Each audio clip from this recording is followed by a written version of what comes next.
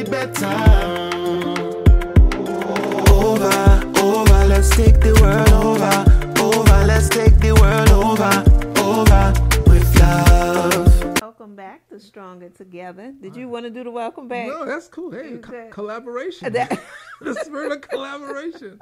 You know, as I was coming back to sit down, I just realized, you know, as we are in the last day of Kwanzaa, Imani, and I'm looking behind us, we have the Kwanzaa candles behind us. And in this last day, something Dr. Karengo said, we always get together, we put our hands together, put our fists, and we say Harambe 7 times. And those who don't know, Harambe means let us all pull together. Once again, that's a collaboration. Look at that. Wow. Stronger together, right? We're going to put our fist up and pull it down. So that's what we're doing. We're pulling down the stronger together. So you can so who are you? I can't. I have family. I have no idea. This is when you talk about respecting your partner and where they come from. I have no idea who she's going to say because I could probably come up with 5 names and she's trying to say and then she'd give them the number 6 would be totally different. And each person that you would say would be absolutely right. So we have a lot of people who we are thankful for and appreciative of being in our life. And I think, you know, from an exercise teacher, clinician, I think it's important that we do write down and list who we are thankful for, who we are grateful, who have been in our lives. You know, we talk about practicing gratitude, and this idea of gratitude is so powerful because it is a thought process that impacts a feeling. So when we think about what we're grateful for, then we feel thankful. And a lot of times people are not feeling their best. So this is why practicing gratitude becomes very important, because it does shift your feeling state to a thankful state. All right. So yeah, there's several people that we could name here that I'm appreciative for. But one of the first people I'm going to name is actually Dina Davis.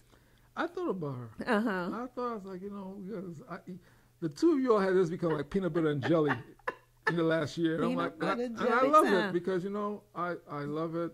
I love her energy and her children, her daughter mostly, Camille. That's because she spends the most time with us. Yeah, so let's talk about, how did Dina... She jumped in and claimed me as her spiritual mother. I heard that. I was like, huh? I was like, okay. And then she started calling me spiritual father. I was like, okay. Yes. You know, it's like, you know, I never shy away from titles. I just want to make sure I understand what the title means and the responsibility behind the title. Yes. When I became a Comedic elder and Grandmaster's camp initiated me into the Comedic circle, one of the first things I asked, I said, what is my responsibility with this title? Yeah. Because a lot of people love titles and they don't do the work behind it. So, and that's something that really disturbed me. If you don't, if you're going to call yourself a leader, then lead. That's right. You know, and I had to, you know, really quick, I had the honor of talking to Dr. Wyatt T. Walker, who was Dr. Martin Luther King's chief of staff for a while. And he said to me that Dr. King wasn't concerned about where you were on the line, but what you did of where you were standing. And he said that hit me like a Mike Tyson punch. But I was like, and this was back in the 90s, he said that to me. And I was like, wow, you know. And so now when people give me titles, I'm always like, what is the responsibility of that title? That's right. So why did Dina give you that title? Well, we'll have to have her on the show one day so that she can say why she gave me that title. But, you know, to have her tell it, she said she heard my name before she even physically met me. And she said when she heard it, it just jumped inside of her that she knew that she had to be up underneath me, that she had to learn from me. She said she just knew that she was going to soak up so much being in my presence. And she said, and that was before, she said, I didn't know what you looked like. I didn't know how old you were. She said, I didn't know anything about you. She said, I heard your name and I just knew that I had to learn from you. Wow, that's powerful. Yeah. I mean, that's God. That's 100%. Spirit. You know, God brings people brings people into our life for a reason and a season. And when we understand that, I think we're able to move with a power and a grace and a calmness. Yeah. Because when it's time for us to walk away, we walk away not bitter, but understand what did this person give me to make me a better human being? And then we walk away in peace. Exactly. And you understand the nature of the relationship, you know. And so we talk about spiritual because you had your spiritual father, your spiritual teacher as well, grandmaster. And, you know, they come into our lives, and a lot of times people are stuck on family is just blood genetic relation. But it's not. We have our soul tribe, as some people call it, our spiritual tribe, that we're connected to help us grow and evolve and fully come into who we are. And so I mentioned Dina because we decided to join forces. She's a licensed social worker. I'm a doctor of clinical psychology. That's right. And, you know, we put our brands together and created the greatest blueprint. And different names for the same thing. She had the blueprint, which was helping people get back in alignment with who they are. I have the greatest counseling and consulting, which is exactly the same thing, helping people get in alignment with who they are. And so we bring it together and we created the greatest blueprint. And, you know, to be able to talk with someone and provide services on that level and teach each other, work with each other. Yes, I am her mentor, her mom-tor, you know, but, you know, it's also, I'm learning from her as well. Goodness knows she's, you know, a social media queen. So she teaches me about social media and different things, and we learn from each other, and it's that reciprocal relationship that I think sometimes in family, traditional family structures, people forget because they'll say, I'm the mother, you're the daughter, or I'm the parent, you're the child, and they forget that we are learning. That's at 360 degrees. We're all learning from each other. There's collective wisdom and help that's there, even as now I'm the caretaker for my mother. And she'll ask, like, why is she going through this? And it's like for us to learn from each other. I mean, that's so important. We look at the people who move in our lives, and as you're talking, I'm sitting there, I'm thinking to myself, you know, it's kind of interesting what I'm wearing today. One of the persons who's been very influential in my life is your father. Yeah. And I'm sitting there because this top was his. We got this after he made his transition, we were cleaning his stuff out. I saw this top, and this top fits me very well. So I'm like, he never wore this top, but he was way bigger than me. So, and it's funny when you put it on. I was like, I don't remember that being in the collection. Where'd that come from? And I was moved to put it on today, and so as I sit and I'm wearing I'm wearing his top. I'm thinking, this fits me perfectly, and he was much bigger than me. So this is where how awesome God is. What made him buy that? Before I never met him. I didn't know him when he bought this. Someone must have gave it to him. And it sat there, and I don't think he ever wore it because it could not fit. It fits me very well. It could not have fit him. It might have fit an arm.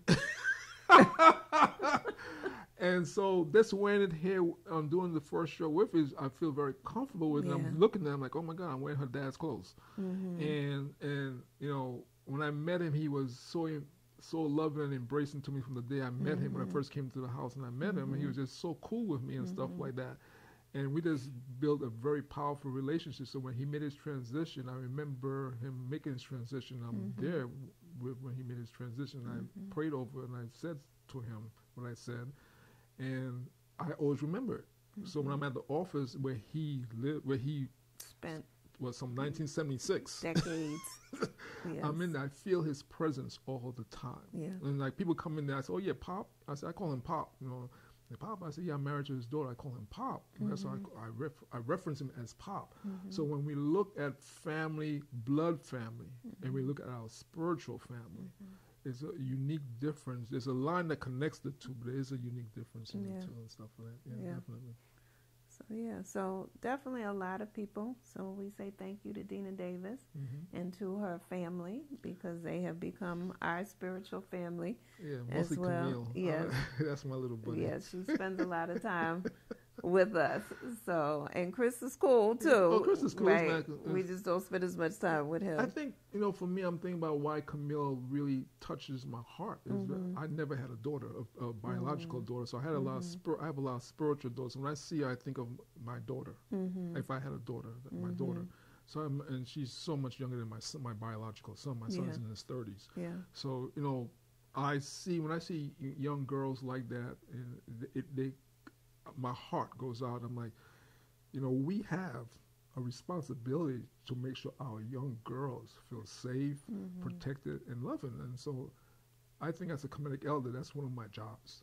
So when I'm around them, I'm like always, even when they come to the office, I'm like, hey, the young people, I'm like, because I grew up, as you know, my story, my dad was an abusive alcoholic. So I grew up with a lot of people supporting my mom growing up.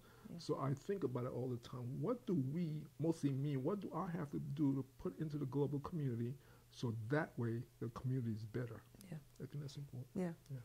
And that's why we're doing the show. Stronger together. That's right. Stronger and together. To create a healthier global community. As I once read, it's not that it takes 100% to tip the scale. Just take one. It only 50. takes 51%. That's right. Right. So who's your second person? Goodness, I could go so many directions. We, of course, have Dr. Gordon. We have Elder. I call him Elder. Yes. Because that's what I was thinking of. In fact, when you asked me off camera, that's the first one I said Elder, because when you have elders who come into your life and she knows Dr. Gordon more, but I know him from, as I call him, Elder, because he's my elder. And since I met him, his energy and spirit has always been loving, supportive, and always wanting to share with me. And as I'm a young elder and he's a senior elder, my thing is, what does this senior elder have to give me and share, impart onto me? Because we talk about Ujima collective work and responsibility. That has a lot of aspects to us in the global community. And I think as a people, we have moved away from that a little bit, because when our elders don't feel comfortable walking down the street, that's on us. When our elders, feel they have to think twice before they say, don't do that to a young person in the street, that's on us. So we have to come back and reunite ourselves, I think. And Dr. Gordon is a very great person in giving us golden nuggets. The last time he was sitting there, he was just dropping some bombs. When Dina was here, he was giving treasure chests. He wasn't just giving nuggets. He was giving treasure chests. And I think, and that's the beautiful thing, when we take the time to listen to our elders. They give us pieces to help us complete our journey through life. Because we have to really be realistic about this. They're not going to be with us forever. Right.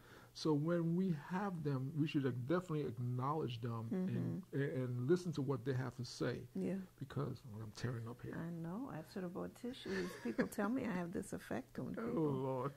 She was having me too. So I think we have to really think about our elders. In December, every year in December, before we cross over into the new year, we see so many people making the transition. And it's kind of interesting, and I always think, I said, wow, look how many elders have made their transition before we go into the new year. And so we have to really be mindful that all of us will transition. So let's share our knowledge to make the world a better, and that's the spirit of Sankofa. To go to the past, to get what you need to make your present better, to make your future greater, and the future is our children. It's interesting because in these past 3 days, we've had people associated with each aspect, mind, body, spirit, right? We had Pele. Oh, boy. We had Barbara Walters, and we had the Pope. And I got an opportunity to actually see Pele play, and, phenomenal. And the things he did for his country, I said, for us going outside the U.S., Pele was our Joe Louis. He was our Jackie Robinson. Because what he did in Brazil as a dark-skinned man, that was phenomenal. It's almost equivalent. It's equivalent to what Jackie Robinson did, and all of Bill Russell. He was those people to us also. What he did with not just his foot, but with his heart. Right. Definitely. I mean, he represents mind, body, spirit. All the way. All the way. Amazing. So we've had, we have a lot of people to say thank you. I can't wait until she gets to her list. To this, honey, please, I'll be going on and on and on. All the people who have come to help take care of my mom. Kim. Oh, Kim calls me Father Ed. I remember Grandmaster Kim said something.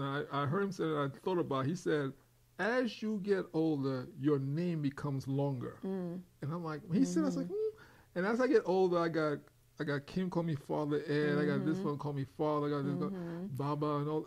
Hillary calling you Auntie Ed. That's oh, So that's another one I have to say thank you for. Oh yeah. I mean, she's been Thank amazing. you, Hillary. Yes, yes. So I mean, we look at these people. I mean, look at the titles. So I didn't understand when I was in my 40s. I didn't really get it. When I got in my 50s, I'm like, okay. Now I'm in my 60s. I'm like, Unky Ed. I get it, because as you get older, everyone sees you differently. You're That's still right. the same individual. That's right. But everyone sees you. Your energy touches everyone In a different way. And then so they see you and they call you the way they feel you. That's right. So I'm like, okay. That's Uncle right. Ed, Father Ed. That's right. My boy Moja.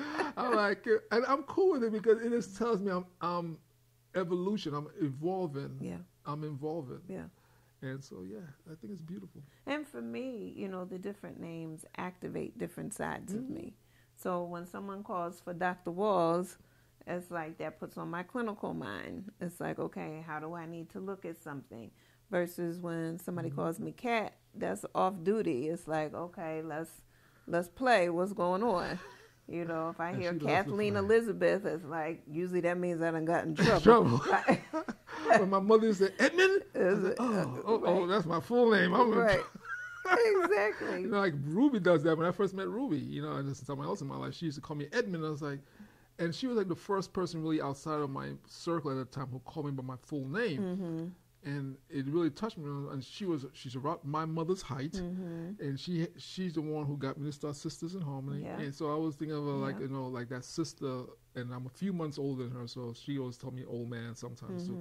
So so I you know, so everyone brings an energy to your life that's different. Even like the first one called me old man was Enfura. Yeah. Enfura who called me old man, old man. Yeah. So and I think that's a powerful statement that you just said, that, you know, each person that comes into your life brings an energy. And we'll definitely talk about that on another show. But what do you do with the energy? How do you recognize the energy of someone else? And then how do you release that energy? I know some people are watching like, no, tell me now. Right? Now we got to get you to come back and see another episode of Stronger Together, because some energy it strengthens you. And some energy depletes you.